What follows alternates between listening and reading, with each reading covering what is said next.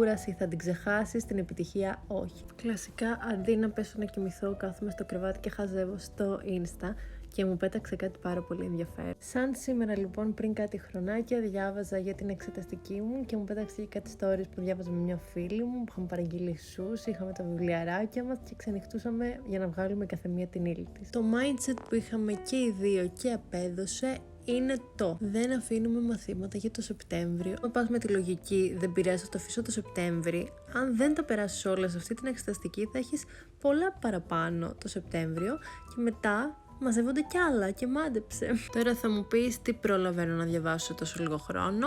Πάρα πολλά πράγματα, αρκεί να οργανώσεις το διάβασμά σου. Αυτό που με βοηθούσε πάρα πολύ εμένα ήταν το να διαβάζω κάτι και να το εξηγώ στον τοίχο. Προσπαθούσα να το εξηγήσω με όσο πιο απλά λόγια γίνεται, σαν να το εξηγώ σε ένα παιδί. Όταν καταφέρεις να το εξηγήσεις έτσι, το έχεις κατανοήσει πλήρως. Από την άλλη, αν θες πιο φαν τρόπο διαβάσματος και θες να χρησιμοποιήσεις το AI, σου προτείνω το Astra AI, στο οποίο μπορείς να κάνεις κουιζάκια και ερωτήσεις του λάθους. Αυτά είναι τέλεια, και flashcards για έξτρα προετοιμασία. Κάνε λίγη υπομονή και να θυμάσαι ότι την κούραση θα την ξεχάσεις, την επιτυχία όχι.